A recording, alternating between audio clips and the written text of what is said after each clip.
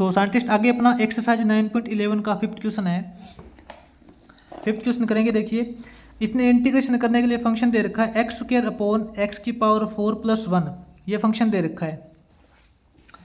तो देखिए सबसे पहले तो फंक्शन नोट करते हैं। फंक्शन आपका है x² अपॉन x⁴ + 1, ठीक है। इसका हमें x के रिस्पेक्ट में इंटीग्रेशन करना है। तो ये क्वेश्चन साइंटिस्ट बिल्कुल उस जैसा है जैसे कि हमने क्वेश्चन नंबर 4 किया था। तो इस एक्सरसाइज के अंदर वर्किंग रूल क्या रहता है, इसके अंदर होता है कि x² + 1 होना चाहिए या फिर x² प्लस या -1 होना चाहिए, तभी अपना जो इसके अंदर है वर्किंग रूल काम करता है। लेकिन यहाँ सिर्फ और सिर्फ x² दे रखा है, तो इसके अंदर ना ही तो +1 है ना ही -1 है। तो साइंटिस्ट इसके अंदर ये जो x² है इसको हम क्या लिखेंगे, आपका जो x² है इसको हम लिख सकते हैं 1/2 x² + 1 प्लस के अंदर 1/2 x² - 1, ऐसा लिख सकते हैं जैसे कि मैंने आपको 4th क्वेश्चन के अंदर लिख के बताया था, ठीक है। आप इसको सोल्व करके देख लेना। 1/2 x² प्लस 1/2 x² को ऐड करेंगे तो अपने पास x² ही बचेगा, और ये प्लस का 1/2 माइनस का 1/2 कैंसिल हो जाएगा, तो अपने पास ओवरऑल x² ही बचेगा। हमने x² को तोड़ के इस तरीके से लिख लिया ताकि अपने पास सेपरेट डिनोमिनेटर रखा जा सके, ठीक है।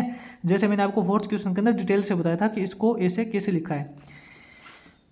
अब देखिए साइंटिस्ट इंटीग्रेशन करने के लिए आपके पास फंक्शन क्या बचेगा, क्या बनेगा, x² को हमने इस तरीके से लिख लिया। अब इसके नीचे दे रखा है x⁴ + 1, ये जो x⁴ + 1 है ये हम इन दोनों के नीचे अलग अलग सेपरेट डिनोमिनेटर करेंगे।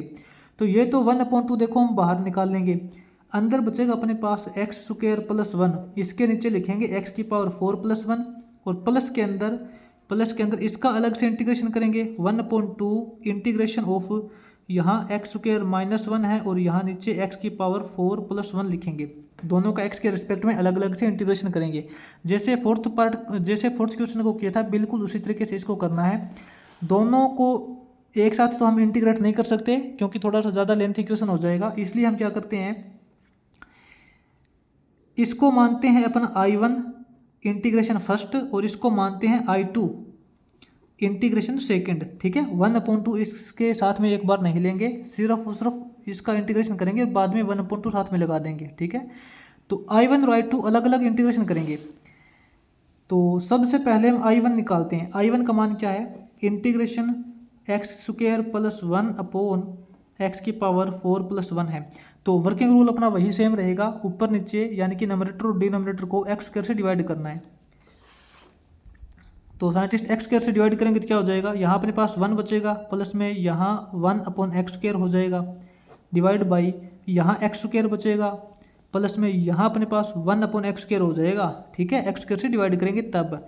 अब मैंने आपको बता रखा है कि आपको किसी ऐसे फंक्शन को t मानना है जिसका डेरिवेटिव ये होता हो, है ना, ताकि वो डायरेक्ट अपना कैंसिल हो जाएगा।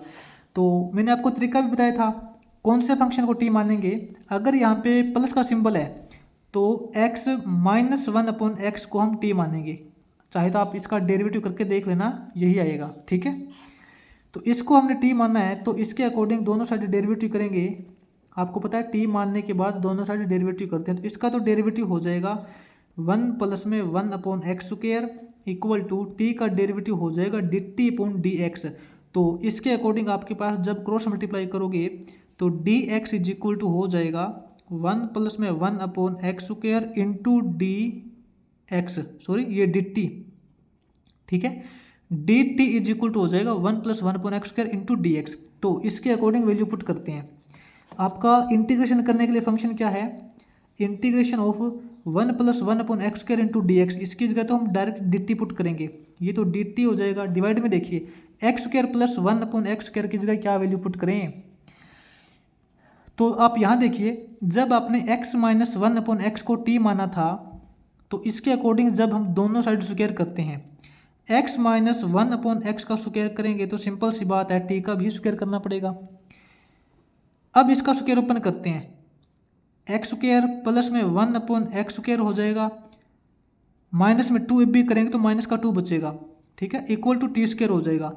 हमें क्या चाहिए, हमें चाहिए x² + 1/x²। तो x² + 1/x² की जो वैल्यू आएगी वो हो जाएगी इक्वल टू t²।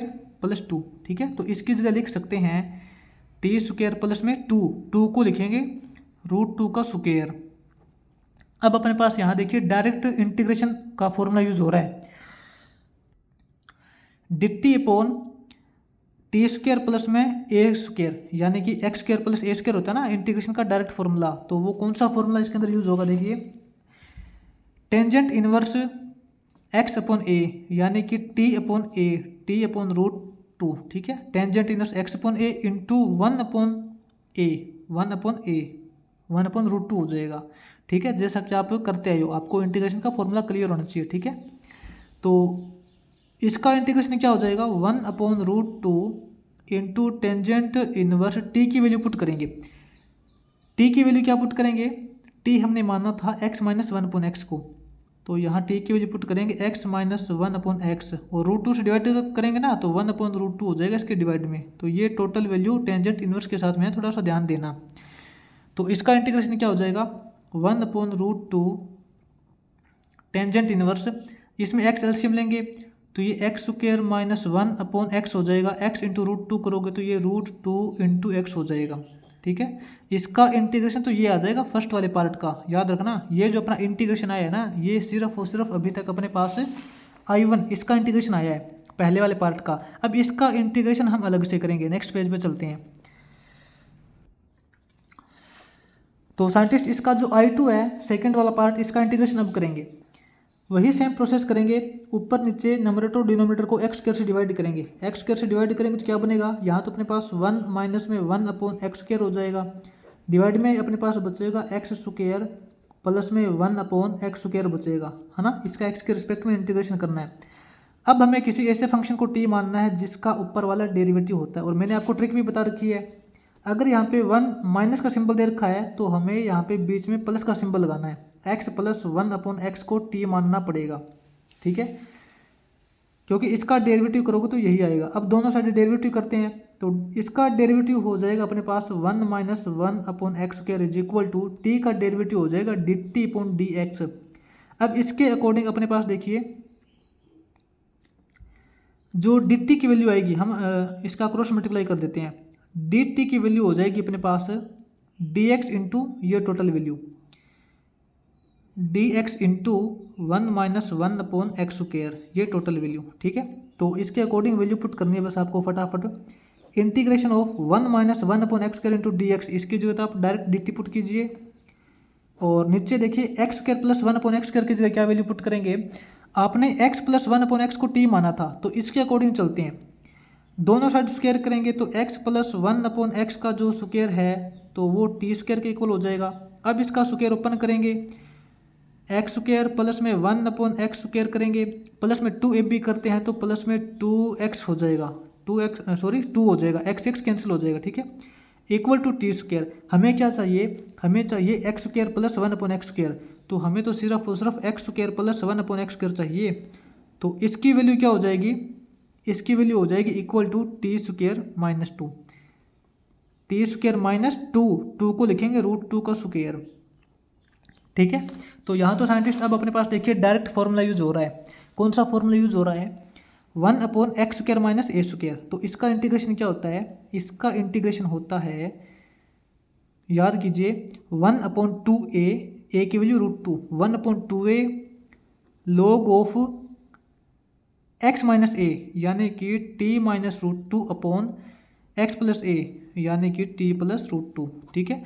आपको बस t की वैल्यू पुट करनी है, तो इसका इंटीग्रेशन क्या हो जाएगा, 1 अपॉन 2√2 log ऑफ t की वैल्यू पुट करेंगे हम x plus 1 upon x, x plus 1 upon X minus √2 upon x plus 1 upon x plus √2, ठीक है।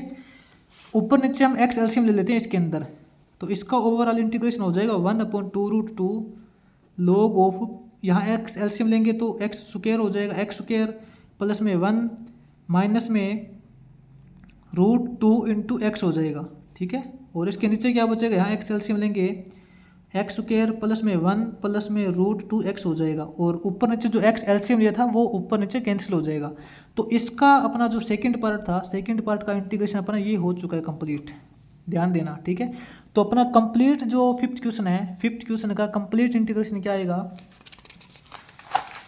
इसका जो अपना कंप्लीट इंटीग्रेशन है वो ये है 1/2 इंटू I1 प्लस में 1/2 इंटू I2, क्योंकि इसको हमने दो पार्ट के अंदर तोड़ा था ना, दोनों को अलग अलग तोड़ के इसका इंटीग्रेशन किया था। तो यहाँ पे I1 और I2 की वैल्यू पुट कर देंगे। I1 हमने इंटीग्रेशन क्या किया है वो देखिए, I1 की वैल्यू ये आई है, ठीक है, ये अपने पास I1 की वैल्यू आई है, तो ये I1 की वैल्यू पुट कर देंगे और I2 की वैल्यू अपने पास आगे ये आई है। तो देखिए अपने पास कंप्लीट इंटीग्रेशन क्या होगा, यहाँ लिखेंगे hence overall integration, complete function का जो अपने पास ओवरऑल इंटीग्रेशन क्या हो जाएगा, इक्वल टू 1/2 I1 की वैल्यू पुट करते हैं। I1 की वैल्यू है 1/√2 tangent inverse 1/√2 tangent inverse x² - 1/√2 into x, ये तो I1 की वैल्यू है, प्लस के अंदर 1/2 इंटू I2। अब I2 की वैल्यू ये है 1/√2 log of x² + 1 - √2 into x divide by x² + 1 plus में √2 इंटू एक्स, ठीक है। तो यहाँ पे हमने I1 और I2 की ये वैल्यू पुट कर दी, तो अपना जो कंप्लीट इंटीग्रेशन हो जाएगा ये फिफ्थ क्वेश्चन का। यहाँ थोड़ा सा ध्यान देना, आप इसको इकट्ठा लिख सकते हो 1/2√2 टेंजेंट इनवर्स ये प्लस में 1/2 = 4√2, ठीक है, 1/4√2 log ऑफ ये। तो ये आपका जो फिफ्थ क्वेश्चन है इस तरीके से कंप्लीट करना है आपको। आगे इसका जो सिक्स्थ क्वेश्चन है वो देखिए।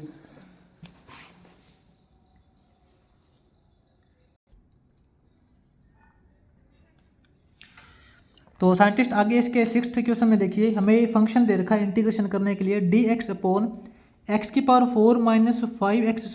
+ 16, ठीक है।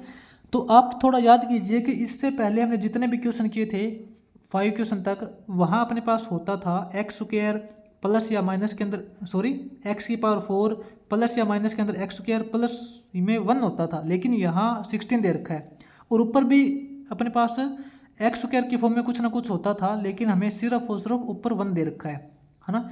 तो सबसे पहले तो इसके अंदर हम ये करते हैं, ऊपर नीचे x² से डिवाइड करते हैं। सबसे पहला काम करते हैं, divide numerator and denominator by x²। तो अपने पास क्या रिजल्ट आएगा, यहाँ तो ऊपर तो अपने पास 1/x² हो जाएगा और नीचे जब हमने x² से डिवाइड कर दिया तो यहाँ अपने पास x² बचेगा, माइनस में यहाँ अपने पास सिर्फ 5 बचेगा, प्लस में यहाँ अपने पास हो जाएगा 16/x², ठीक है।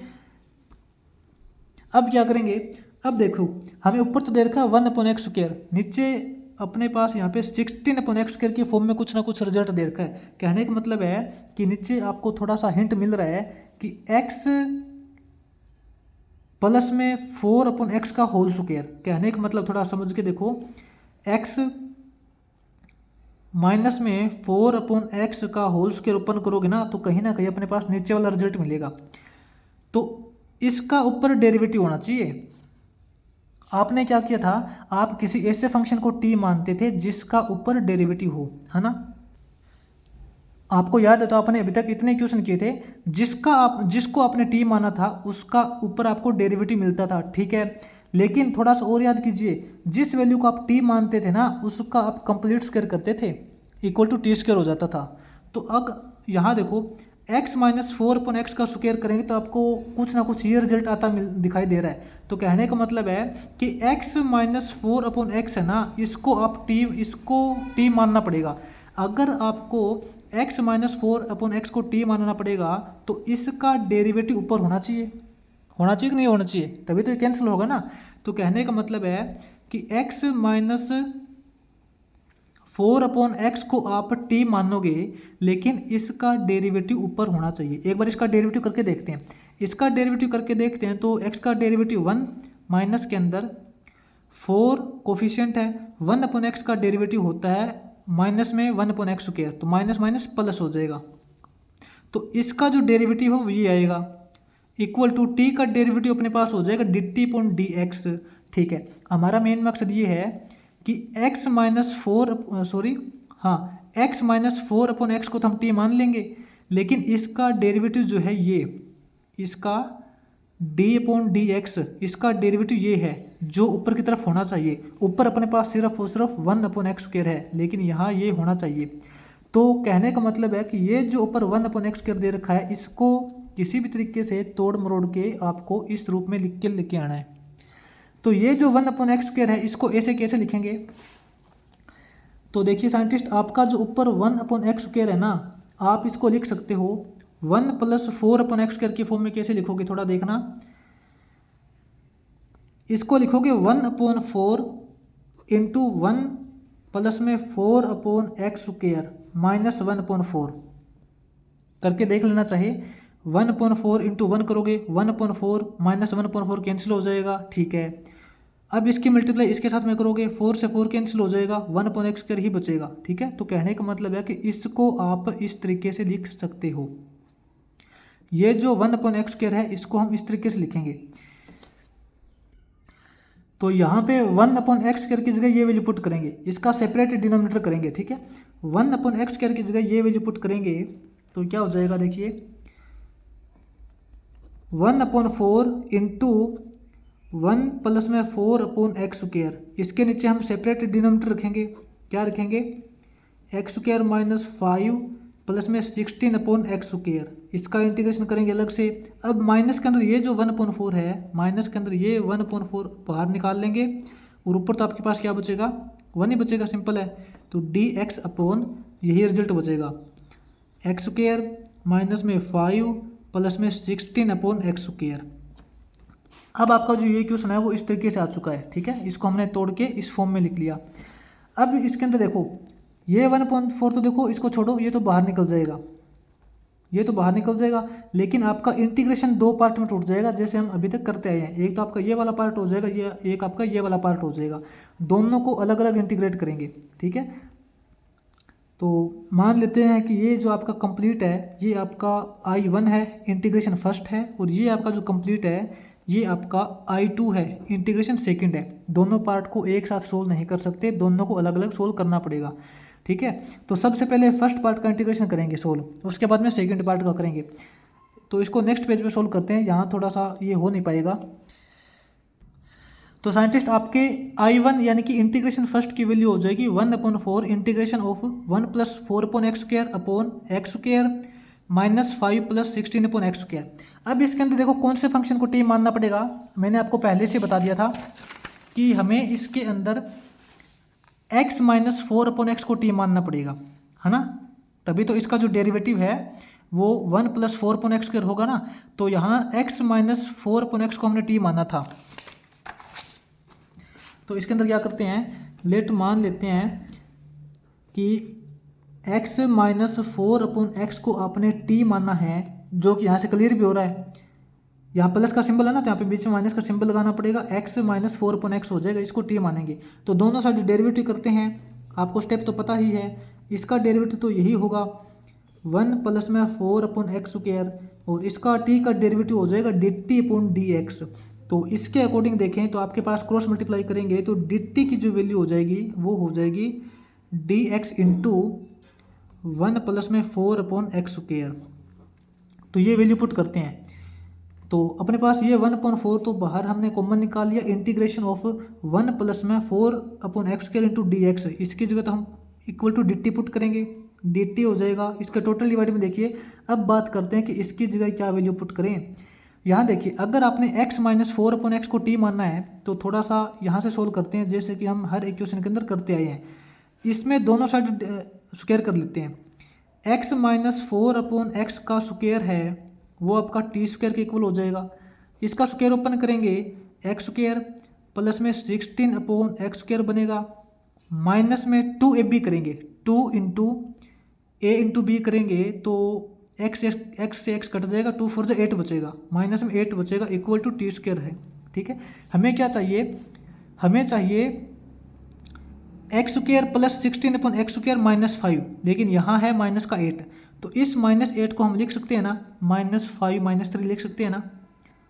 तो इसको क्या लिखेंगे, एक्स स्क्वायर प्लस में 16/x² -8 को लिखेंगे -5 -3 इक्वल टू टी स्क्वायर। हमें ये वैल्यू चाहिए एक्स स्क्वायर प्लस 16/x² -5, तो एक्स स्क्वायर प्लस 16/x² -5 इसकी जगह लिखेंगे equal to T square plus 3। इसकी जगह लिखेंगे टी स्क्वायर प्लस 3 को लिखेंगे √3 का स्क्वायर। तो इसका तो देखिए साइंटिस्ट इंटीग्रेशन हो चुका है, ठीक है। तो ये तो आपके पास 1/4 है। Integration of 1/x² plus a², इसका इंटीग्रेशन होता है टेंजेंट इनवर्स x/a यानी कि t/√3 इंटू 1/a करते हैं तो 1/√3 हो जाएगा। तो इसका इंटीग्रेशन क्या हो जाएगा 1/4√3 टेंजेंट इनवर्स t की वैल्यू क्या है, t की वैल्यू यहाँ पे पुट करेंगे हम x - 4/x पुट करेंगे /√3 है तो 1/√3 यहाँ आ जाएगा। और कंप्लीट आपको याद रखना है कि ये कंप्लीट वैल्यू टेंजेंट इनवर्स के साथ में है, ठीक है। तो I1 का जो अपना इंटीग्रेशन आएगा 1/4√3 टेंजेंट इनवर्स। अब यहाँ पे x एलसीएम लेंगे तो ये x² - 4 हो जाएगा। x एलसीएम लेने के बाद में x² - 4 हो जाएगा, नीचे बचेगा √3 × x √3 बचेगा। ये आपको थोड़ा सा ध्यान रखना है। ये जो आपका है ना, ये आपका I1 आया है, इंटीग्रेशन I1 आया है, इसको याद रखना, भूल मत जाना, बाद में इसकी वैल्यू पुट करेंगे, ठीक है। कंप्लीट अपना I1 आया है वो ये है। अब हमें वैल्यू निकालनी है I2 की, यानी कि सेकंड वाले पार्ट की। इस कंप्लीट की तो हम वैल्यू निकाल चुके हैं, अब हमें सिर्फ और सिर्फ इसकी वैल्यू निकालनी है। तो देखते हैं, इसको भी नेक्स्ट पेज पे सोल्व करेंगे।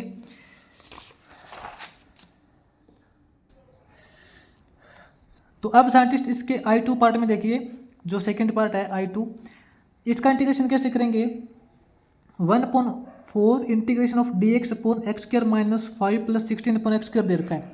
तो इसका इंटीग्रेशन करने के लिए ना सबसे पहले ऐसा करते हैं, इसको x² से मल्टीप्लाई करते हैं और x² से डिवाइड कर देते हैं, ठीक है।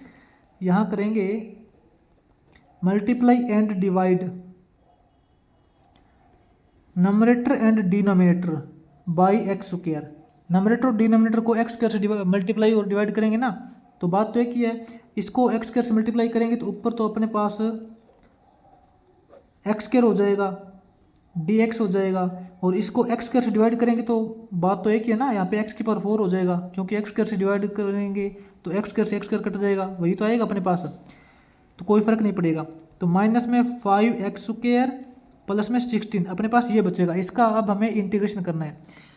अब साइंटिस्ट इसके अंदर देखिए, अपने पास ऊपर x² प्लस में 1 या फिर प्लस माइनस में 1 होना चाहिए, ये आपको पता है।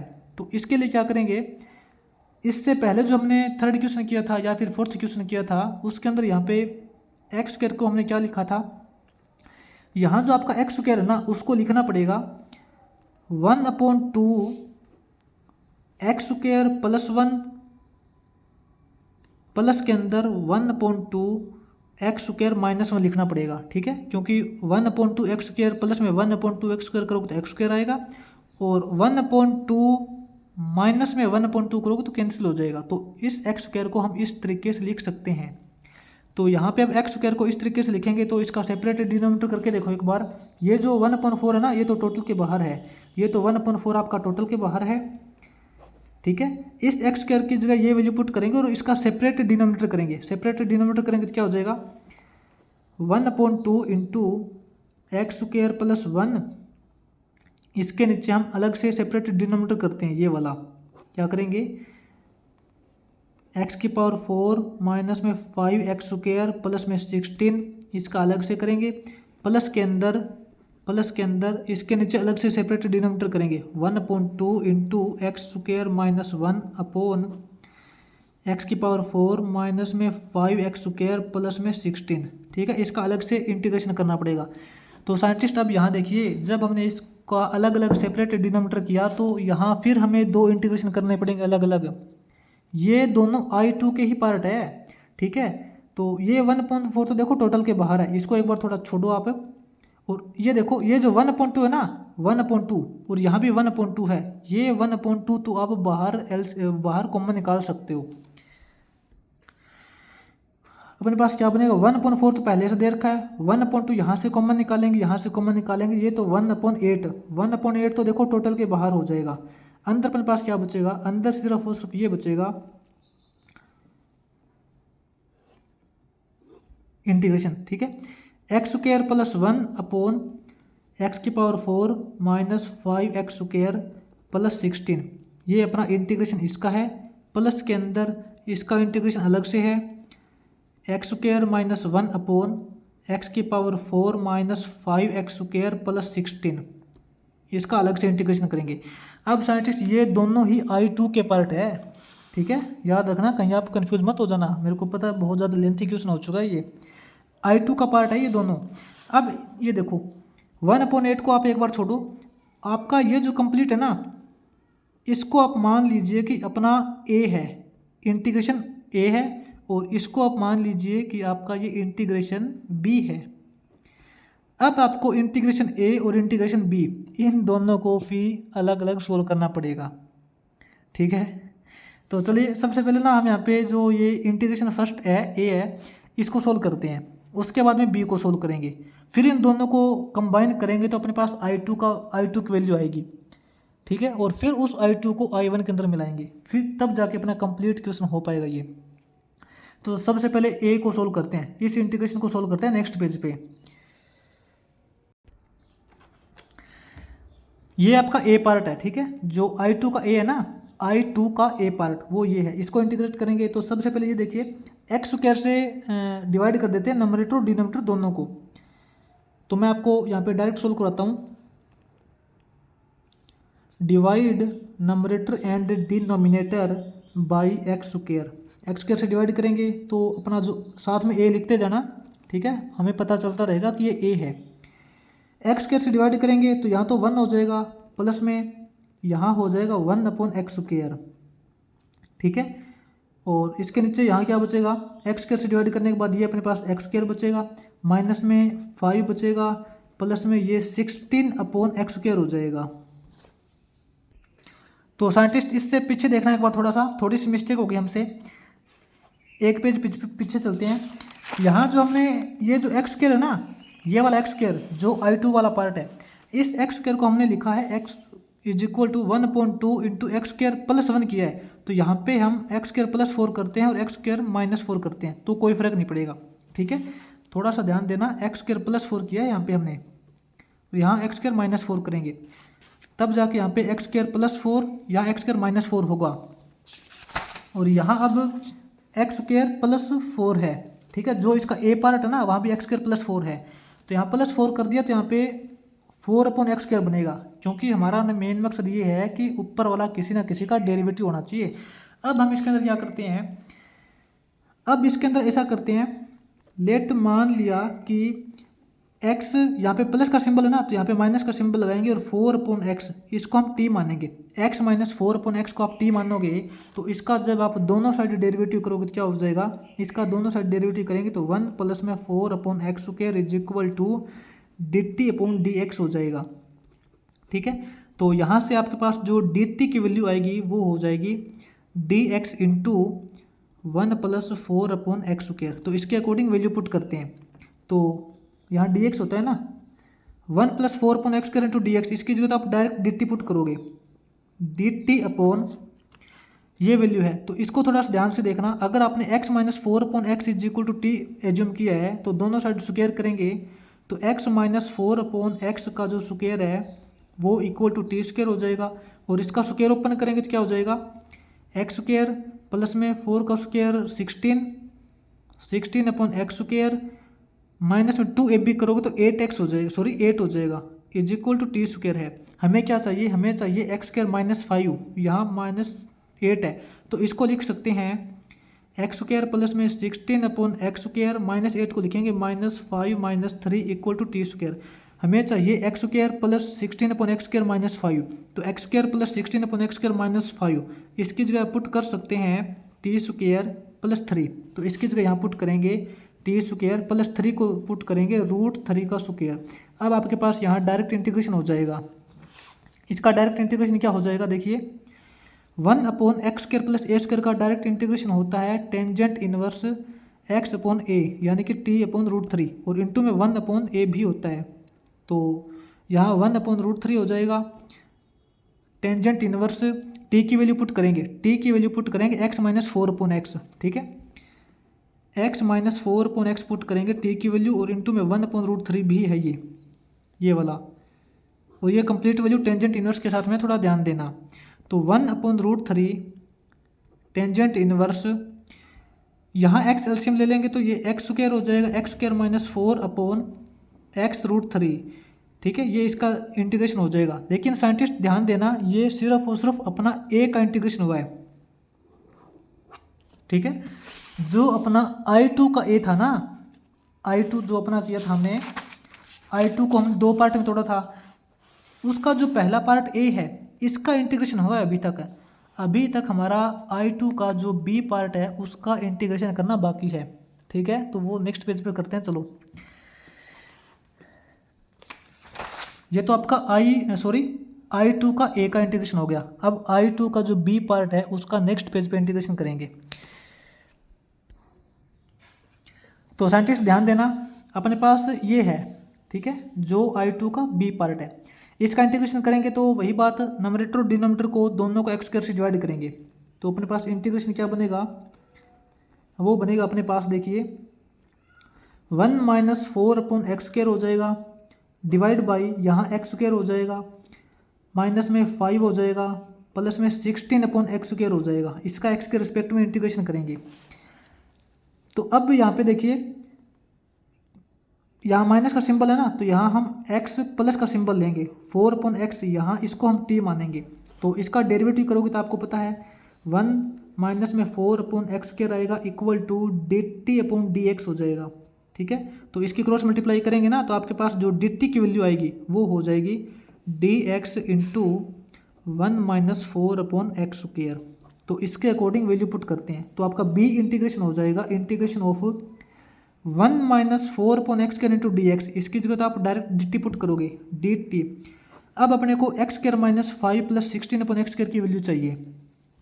तो एक बार थोड़ा यहाँ देखिए, आपने x plus four upon X is equal to T put किया है, तो दोनों साइड स्क्वायर करते हैं। x plus four upon x का स्क्वायर इक्वल टू टी का स्क्वायर हो जाएगा, तो इसका स्क्वायर ओपन करेंगे तो ये एक्स स्क्वायर प्लस में 16 अपॉन एक्स स्क्वायर प्लस में 2ab करोगे तो प्लस में 8 हो जाएगा, ठीक है, इक्वल टू टी स्क्वायर हो जाएगा। लेकिन हमें यहाँ पे चाहिए माइनस का 5, तो ये जो 8 है इसको क्या लिख सकते हैं, इस 8 को लिख सकते हैं 13 माइनस 5, है ना। क्या लिखेंगे इसको देखना ऊपर की तरफ, एक्स स्क्वायर प्लस में 16 अपॉन एक्स स्क्वायर, यहाँ लिखेंगे minus 5 plus 13 equal to T square, क्योंकि 13 माइनस 5 करेंगे तो 8 ही तो आएगा ना, तो इसलिए अपने पास x square plus 16 upon x square minus 5, x square plus 16 upon x square minus 5, इसकी जगह हम पुट कर सकते हैं टी स्क्वायर माइनस 13। तो इसकी जगह क्या पुट करेंगे, टी स्क्वायर माइनस 13 को लिखेंगे रूट 13 का स्क्वायर। अब साइंटिस्ट यहाँ देखिए अपने पास कौन सा फॉर्मूला यूज हो रहा है, याद कीजिए 1 upon x square minus a square. तो scientist 1 upon x square minus a square का डायरेक्ट इंटीग्रेशन होता है 1 अपॉन 2a, ए की वैल्यू रूट 13 है ना, 1 upon 2a log of x minus a यानी कि t minus root 13 upon x plus a यानी कि t प्लस रूट 13। बस आपको यहाँ पे t की वैल्यू पुट करनी है, इसका इंटीग्रेशन भी हो जाएगा।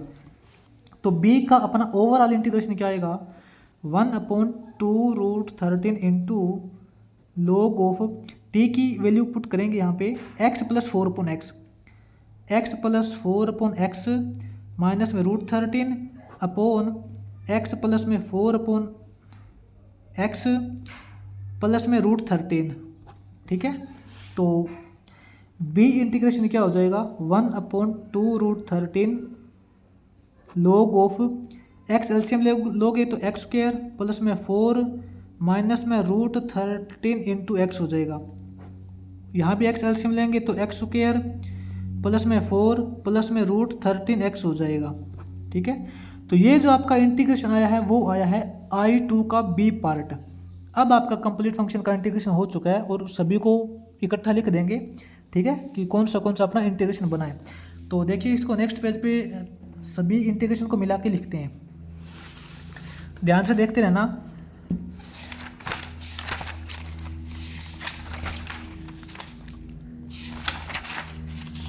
अपना सिक्स्थ क्वेश्चन यहाँ से स्टार्ट है, ठीक है। सिक्स्थ क्वेश्चन को हमने दो पार्ट में तोड़ा था, I1 और I2, ठीक है। जो अपना I1 आया है,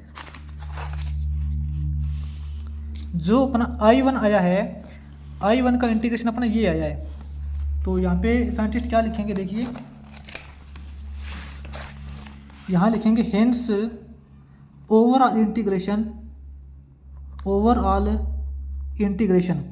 अपना ओवरऑल इंटीग्रेशन था I1 माइनस में I2, क्योंकि बीच में माइनस का सिंबल है, ध्यान से देखना। I1 माइनस में I2 था, I1 माइनस में I2। साइंटिस्ट यहाँ ध्यान देना, जो आपका I2 था ना, I2 को भी आपने देखो दो पार्ट के अंदर तोड़ा था। वो दोनों पार्ट कौन से हैं, वो ये हैं 1/8 टोटल के इंटू में A प्लस B, ठीक है। तो आपका जो I2 है वो क्या है, 1/8 इंटू में integration A plus integration B। इस तरीके से आपको अच्छे से लिखना पड़ेगा ताकि पता चल सके। अब आप इसको सोल्व कीजिए। I1 की वैल्यू क्या आई थी, आपने इंटीग्रेशन फर्स्ट की वैल्यू क्या निकाली थी, I1 की वैल्यू अपनी ये आई थी, ठीक है, याद है ना आपको, ये आपकी I1 की वैल्यू आई थी। तो ये I1 की जगह पुट करेंगे 1/4√3 tangent inverse x square minus 4 upon x√3। तो ये तो साइंटिस्ट आपकी देखिए I1 की वैल्यू आई है, ठीक है। माइनस के अंदर 1/8 इंटू में, अब देखिए integration A plus integration B। Integration A और B क्या किया है, थोड़ा सा नेक्स्ट पेज पे चलते हैं। इंटीग्रेशन A की वैल्यू अपनी ये आई है, इंटीग्रेशन A की वैल्यू अपनी ये आई है। तो ये वैल्यू इसके अंदर पुट करते हैं, ये याद रखना इंटीग्रेशन A की वैल्यू ही है, ठीक है। इंटीग्रेशन A की जगह पुट करेंगे 1/√3 tangent inverse x square minus 4 upon x√3। ये तो A की वैल्यू हो गई, टेंजेंट इनवर्स इंटीग्रेशन A की वैल्यू प्लस में B। इस B की वैल्यू क्या है, इस B इंटीग्रेशन की वैल्यू हमने अभी फाइंड की है, ये वैल्यू पुट करेंगे 1/2√3 log ऑफ x² प्लस में 4 माइनस में √13 into x divide by x² plus में 4 प्लस में √13 इंटू एक्स। ये आपका साइंटिस्ट अब कंप्लीट इंटीग्रेशन हो चुका है। और प्लस में सी लगा देना अगर आपका सी लगाने का मन करता है तो, ठीक है। तो अगर आप चाहो तो इस 1/8 के अंदर मल्टीप्लाई भी कर सकते हो, अदरवाइज आप इसको यहीं स्टॉप कर सकते हो, तो भी कोई दिक्कत नहीं है, ठीक है। मैं तो आपको यही बोलूँगा कि इसको यहीं स्टॉप कर देना। वैसे एक बार थोड़ा यहाँ ध्यान देना आप, ये भी tangent inverse x² minus 4 upon ये है, ये भी सेम है। तो ऐसा करते हैं, इसके साथ में तो ये 1/√3 है, इसके साथ में भी 1/√3 है, यहाँ 1/4 है, यहाँ 1/8 दे रखा है। तो इसको क्या करेंगे, और अगर साइंटिस्ट आप अपने बुक के अंदर आंसर मैच करना चाहते हो तो वो भी थोड़ा सा इसको आगे सोल्व करेंगे तब हो पाएगा। देखिए कैसे सोल्व करेंगे इसको आगे, इसके अंदर मल्टीप्लाई करनी पड़ेगी आपको। ये तो आपके पास देखिए 1/4√3 tangent inverse x² minus 4 upon x√3 है, ठीक है। अब इस -1/8 के ना इसके साथ में मल्टीप्लाई करनी पड़ेगी, तो ये अपने पास हो जाएगा 1/8√3 tangent inverse x² minus 4 upon x√3। ये तो हो जाएगा, और इसके साथ में अंदर मल्टीप्लाई करेंगे तो क्या हो जाएगा, माइनस प्लस माइनस में 1/8 इंटू 2√3। ये साइंटिस्ट 8 मल्टीप्लाई 2√3 है, ठीक है, into log of this value x² plus में 4 माइनस में √13 into x divide by x square plus में 4 प्लस में √13x है। ठीक है, अब आप यहाँ देखिए इन दोनों में से कुछ ना कुछ कॉमन निकल रहा है। क्या कॉमन निकल रहा है? यहाँ अपने पास कॉमन निकल रहा है tangent inverse. Tangent inverse x square minus 4 upon x √3 हमने कॉमन निकाल लिया यहाँ से इन दोनों टर्म में से, तो अंदर अपने पास बचेगा 1/4√3 1/4√3 माइनस में 1/8√3 कॉमन बचेगा, यहाँ बचेगा। और माइनस के अंदर ये अपने पास है 1/8 into 1/2√3 log of this value x square plus 4 minus में √13x divide by x square plus 4 plus के अंदर √13x। ठीक है, अब ये जो आपका रिजल्ट बचा है ना, इसको क्या करेंगे देखिए, यहाँ अंदर एलसीएम ले लेंगे। अंदर एलसीएम लेंगे तो 8 इंटू सॉरी यहाँ लिखेंगे एक बार, देखिए एलसीएम इसका आ जाएगा 8√3, एलसीएम आएगा 8√3। तो 8√3 को 4√3 से डिवाइड करेंगे 2 बचेगा, 2 इंटू 1 करोगे 2 हो जाएगा। ठीक है, 2 हो जाएगा ना। और माइनस के अंदर याद रखना यहाँ पे 2 है, माइनस के अंदर इसको इससे डिवाइड करेंगे 1 को 1 से मल्टीप्लाई करेंगे 1, यानी कि 2 - 1 करोगे तो 1 ही आएगा, ध्यान रखना। ठीक है, 1 ही आएगा। और साथ में ये टेंजेंट इनवर्स है, tangent inverse x square minus 4 upon x √3 है। माइनस के अंदर ये वैल्यू है 1/8 into 1/2√3 log of x square plus 4 minus √13x divide by x square plus 4 plus √13x। और अगर आप चाहो तो इसमें से 1/8 कॉमन भी निकाल सकते हो। अगर आप 1/8 कॉमन निकालोगे तभी आपका आंसर मैच हो पाएगा।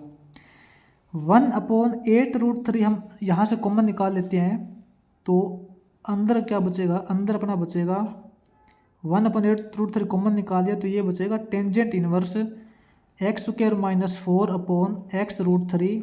ठीक है, माइनस में 1/8√3 कॉमन निकाल दिया तो ये बचेगा 1/2 log of x square plus 4 minus में √13x upon x square plus 4 plus √13x ये बचेगा।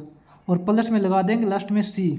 ठीक है, तो अब जाके आपका जो कंप्लीट आंसर है वो मैच हो पाएगा। इस तरीके से आपका 6th क्वेश्चन कंप्लीट होगा। ठीक है।